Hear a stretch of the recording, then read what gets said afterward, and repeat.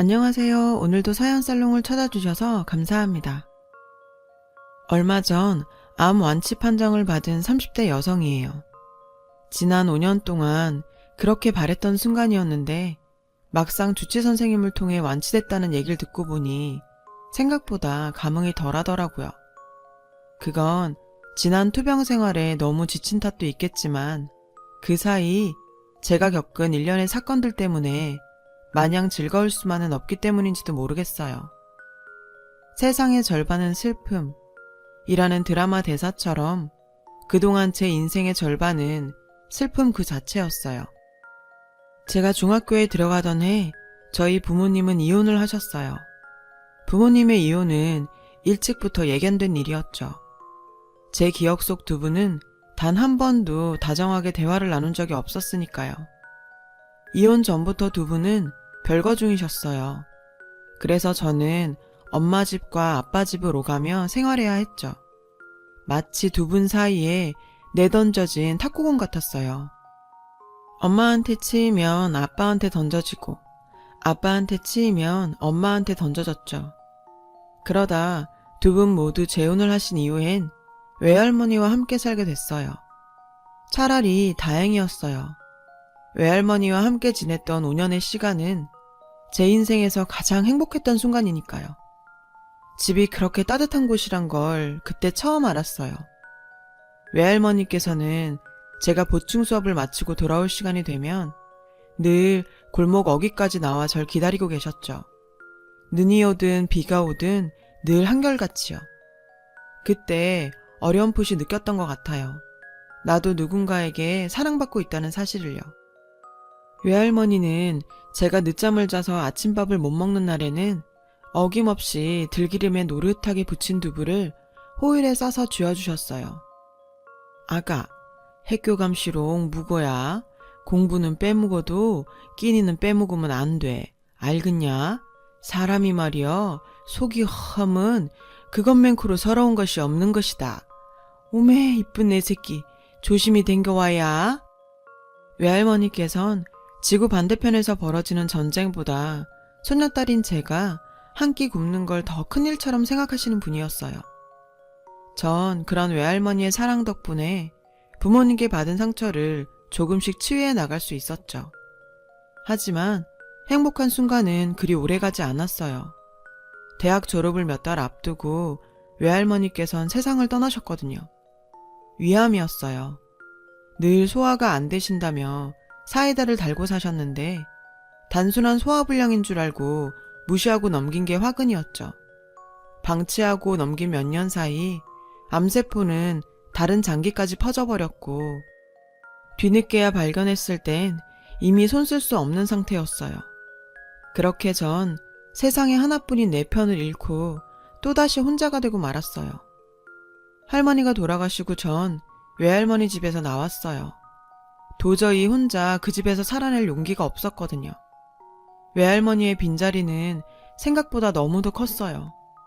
사랑을 못 받고 살 땐 몰랐지만 사랑을 받고 나니 이젠 그 이전의 삶으로 돌아갈 수 없게 된 거죠.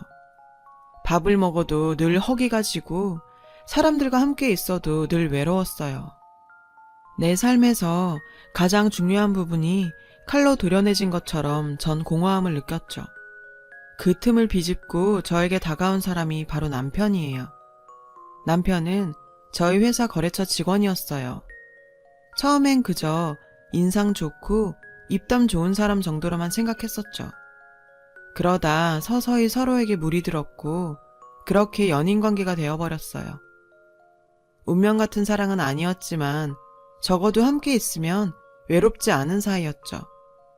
본격적으로 결혼 이야기가 오가기 시작하면서 저는 걱정이 되기 시작했어요. 제 부모님 때문에요. 이제는 남남이 되신 부모님을 어떻게 시댁에 소개해야 할지 고민이었거든요. 아빠는 요즘 세상에 이혼이 무슨 흉이 되냐며 솔직히 말하라 하셨고 엄마는 시집에 꼬투리 잡힐 일을 뭐하러 사서 하냐며 말하지 말라고 하셨죠.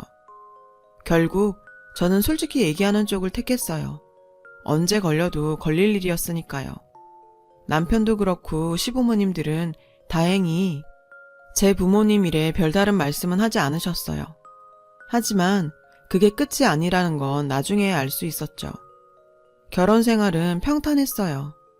남편과 저는 집을 장만하기 위해서 몇 년 더 악착같이 벌기로 했어요.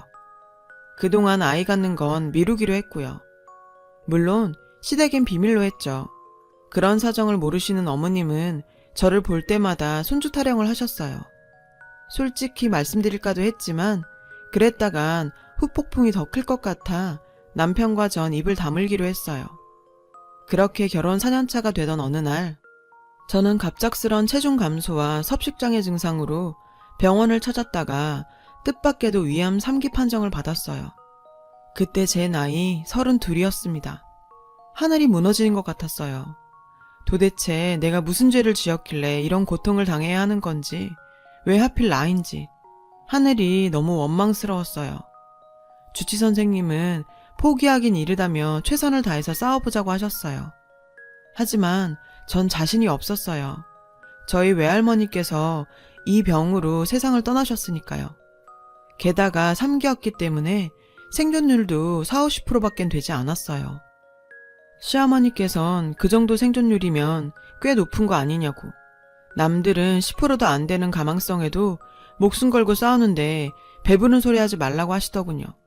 그러시면서 상준이한테 얘기 들었다. 그동안 니들 일부러 피임했었다며? 이제 어쩔 거니? 그러게 몸 건강할 때 애부터 낳을 것이지. 결혼한 지 4년이 되도록 애도 안 낳고 미루더니 어쩔 거냐고. 너 때문에 우리 집 대 끊어지면 네가 책임질 거니? 어쩜 이렇게 생각이 없어. 병문안을 핑계로 와선 손주 안 낳았다고 한 소리 하시는 시어머니의 행동에 눈물이 핑 돌았어요. 이 사람은 날 사람으로도 안 보는구나 싶었거든요. 그래서 어머님 정말 잔인하시네요. 암 걸린 며느리를 위로는 못하실 망정 손주 못 낳았다고 타박하시는 거예요? 대를 못 이을까봐 그게 그렇게 걱정이세요? 그런 거라면 걱정 마세요. 저 죽으면 젊고 건강한 새 며느리 들여서 그렇게 바라시는 손주 얻으시면 될 거 아니에요. 그리고요 어머님 40~50% 생존율이면요 저 같은 상태의 환자 둘 중 하나는 죽는단 얘기예요. 그런데 어떻게 걱정을 안 해요. 그게 어떻게 배부른 소리냐고요. 서러운 마음에 담고 있던 말을 어머님한테 쏟아부었어요. 그러자 어머님은 정색을 하시더군요. 어머 얘 말하는 것 좀 봐. 이래서 가정교육이 중요하다는 거야. 부모한테 보고 배운 게 없으니 시애미 앞에 두고 지 할 말 다 하지. 에휴 애초에 결혼을 말렸어야 했는데 생떼 같은 애 새끼 호래비 되는 꼴 내가 어떻게 봐. 아휴 내 팔자야. 아예 저 죽으라고 곡을 하시더라고요. 그 모습에 제가 주먹으로 가슴팍을 치며 분을 삭히자 보다 못한 옆 환자 보호자가 나서서 어머님을 병실 밖으로 끌어내셨어요. 그 보호자와 복도에서 한참 실랑이를 벌이던 어머님은 수간호사의 저지로 결국 돌아가셔야 했죠. 몇 차례의 수술과 항암 치료를 받는 동안 제 간병을 맡아줄 가족이 없어서 업체에서 소개받은 간병인 아주머니의 도움을 받았어요. 저희 엄마 또래의 아주머니셨는데 왠지 돌아가신 외할머니와 많이 닮으신 분이었죠. 그래서 더욱 마음에 들었는지 몰라요. 회사를 쉴 수 없는 남편과 제가 해서 낳은 자식들이 아직 어려서 집을 비울 수가 없는 저희 친정엄마 대신 간병인 아주머니는 저를 가족처럼 돌봐주셨어요. 힘든 안투병 기간 동안 제가 지치지 않고 치료를 이어갈 수 있었던 것도 어떻게 보면 간병인 아주머니 덕분이었죠. 젊은 사람이 암보험에 실비보험까지 꼼꼼히도 드러났네. 이쪽 일 하다 보면 안타까울 때가 많아. 생활이 어려 보험 하나 못 든 탓에 수술비, 병원비, 거기다 간병인비까지 고스란히 떠안는 사람들 많이 보거든. 몸 아픈 것도 서러운데 돈 때문에 더 병난다니까. 사실 저희 외할머니께서 위암으로 돌아가셨어요. 그래서 지인들이 보험 들어달라고 올 때마다 할머니 생각이 하나씩 드러났는데 이렇게 그 덕을 보네요. 솔직히 보험 아니었으면 돈 걱정 없이 치료에 전념하기 힘들었을 거예요. 특히 요양병원에서 간병인 간호받으며 몸 추스르는 건 꿈도 못 꿨을 테고요. 요양병원을 추천해준 건 간병인 아주머니셨어요.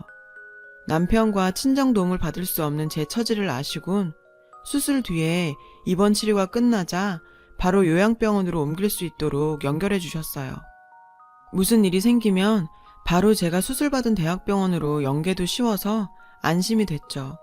게다가 실비보험도 적용이 되고 여러모로 저에겐 탁월한 선택이었어요. 그런데 그때부터였어요. 남편 발걸음이 뜸해진 건. 아무래도 병원에 입원해 있다 보면 보호자의 동의를 받아야 하는 일들이 많은데 그럴 때마다 남편은 일 때문에 바빠서 못 온다는 말만 되풀이했죠. 솔직히 서운했어요. 옆에서 병수발 들어주길 바랬던 건 아니지만 그래도 이렇게 나 몰라라 할 줄은 몰랐으니까요. 그러던 어느 날이었어요. 간병인 아주머니가 그러시더라고요.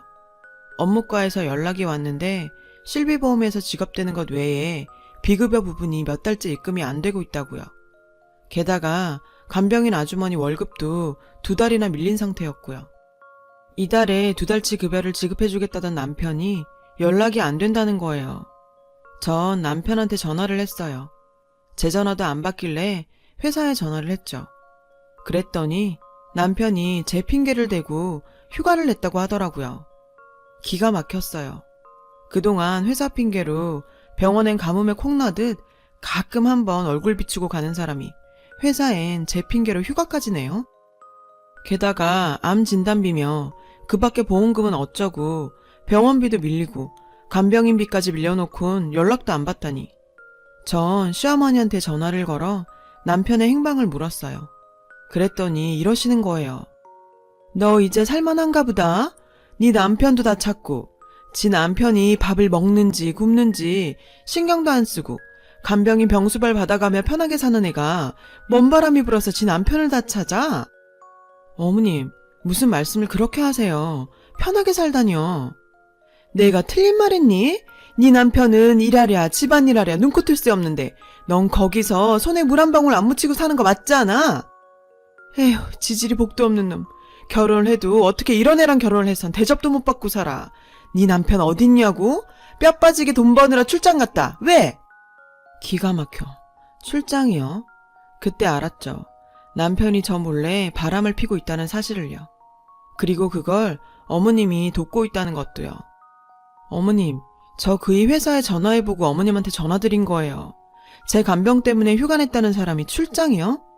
어머님, 자식이 잘못했을 때는요, 감싸주는 것만이 능사가 아니에요. 어머님도 여자잖아요. 아버님이 젊은 시절에 여자 문제로 어머님 속 많이 썩혔다면서요. 그럼 제 심정 아실 거 아니에요. 그이 제 병원비도 밀리고 간병인비도 2달째 밀려놓고 보험금 들고 사라졌어요. 그래서 제가 그이 SNS들 훑어봤더니 사진에 자주 댓글을 다는 여자가 있더라고요. 그 여자 SNS에 들어가 보니까 현재 발리 여행 중이던데. 어머님, 그이 지금 발리에 있죠? 그죠? 전 최대한 감정을 억누르며 물었어요.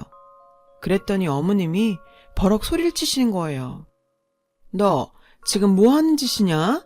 CM1 네 남편 외도 잡는 사냥개로 부릴 참이냐? 그런 거야? 이게 어디서 배워먹지 못한 짓거리야? 설사 네 남편이 너 몰래 여자 좀 만났다고 쳐. 그게 그렇게 못할 짓이냐? 네가 여자 구실도 못하고 산 게 몇 년째냐?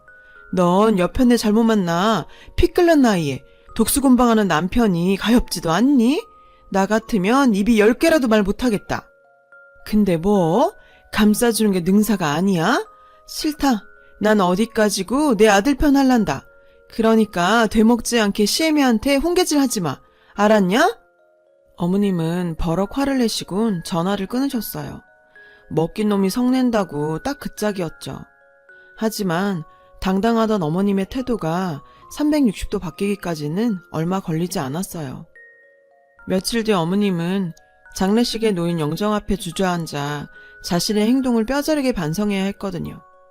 어떻게 된 거냐고요? 며칠 뒤 병실로 형사가 찾아왔더라고요. 네? 그이가 죽어요? 남편이 발리에서 교통사고로 사망했다는 거예요. 동행했던 여자와 함께요. 동행녀는 제가 SNS에서 봤던 그 여자였어요. 기가 차서 말이 안 나오더군요.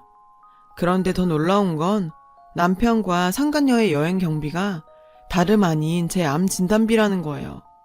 그동안 보험사에서 수령받은 돈을 관리했던 남편은 그 돈으로 상간녀에게 선물을 하거나 함께 여행을 다녔던 거예요. 시어머니는 그 사실을 알면서도 남편과 상간녀한테 받는 용돈이 탐나서 제게 입을 다문 건 물론 남편의 알리바이까지 만들어주었던 거죠. 남편의 죽음과 외도를 동시에 알게 된 저는 이 상황을 어떻게 받아들여야 할지 모르겠더라고요.